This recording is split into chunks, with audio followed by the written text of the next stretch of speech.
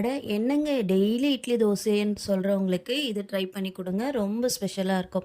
So நம்ம சக்கரவள்ளி கிழங்க நல்லா தோல் சீவிட்டு இந்த மாதிரி துருக்கி எடுத்துக்கங்க. அதுக்கப்புறம் 2 வெங்காயம் பொடி பொடியாக கட் பண்ணது, அதுக்கப்புறம் பச்சை மிளகாய், இஞ்சி, பூண்டு இதெல்லாம் பொடி பொடியாக கட் பண்ணியும் போட்டுக்கலாம், துருவியும் போட்டுக்குங்க, இடிச்சும் போட்டு. ஸோ நான் அது கூட ஒரு 2 கப் அளவுக்கு அரிசி மாவு, 1 கப் அளவுக்கு கடலை மாவு, கொஞ்சமாக மஞ்சத்தூள் ஆட் பண்ணிக்கங்க.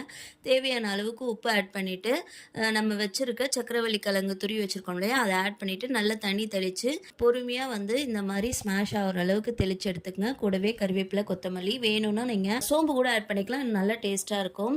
அது கொஞ்சம் தட்டுற பதத்துக்கு எடுத்துக்கிட்டு இந்த மாதிரி தட்டி எடுத்திங்கன்னா ஒரு சூப்பராக சக்கரவள்ளி கிழங்கு அடையல் ரெடி. இது கூட நீங்கள் சில்லி ஃபிக்ஸ் கூட போட்டு நீங்கள் தரலாம், கொஞ்சம் காரமாக இருக்கும். அதே போல் மூடி போட்டு நல்லா வேக வச்சு கொடுங்க.